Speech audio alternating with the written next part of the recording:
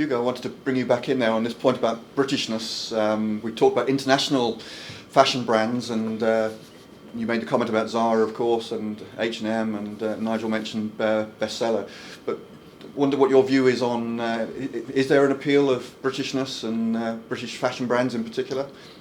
But also, just to add on to that, interested in, we've heard a lot already about, it's the consumer, the new consumer, the millennials, as they're now called, the consumers born in the 90s and beyond, who've brought up in a digital age, educated often in America or in Europe, who are sort of driving this real interest in international brands. I'd be really fascinated to hear your thoughts on those points.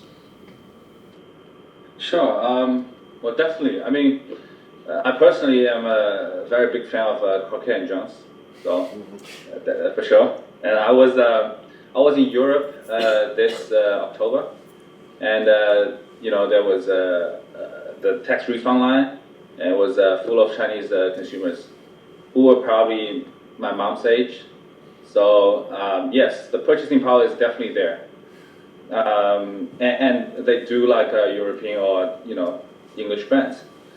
And I do want to echo Hans's point about the Chinese consumers, the change in the purchasing behavior of Chinese consumers. Because if you are a fashion brand, you really want to look into the behavior of those people who are in their 20s or their 30s. If you look at the people who are in their 30s, those are the people who look for quality. Those are the people who look for authenticity. And if you look at the new consumers who are in their 20s now, it's pretty interesting. Those post 90s consumers, because their parents were born in the 60s or the 1970s, and those are the people who came to workforce in the 1980s or early 90s, and that was when China opened its door. And now these people are in their 40s. They are pretty rich. And plus, we still have the one-child policy. So, you have those kids whose parents are very rich and who's the only child. So they have pretty good purchasing power.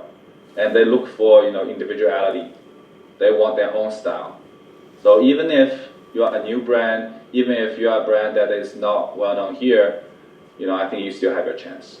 We've already sort of touched on the opportunity, but I think if someone wants to seize that opportunity, I think we've also started to hear some of the challenges and what is the right approach.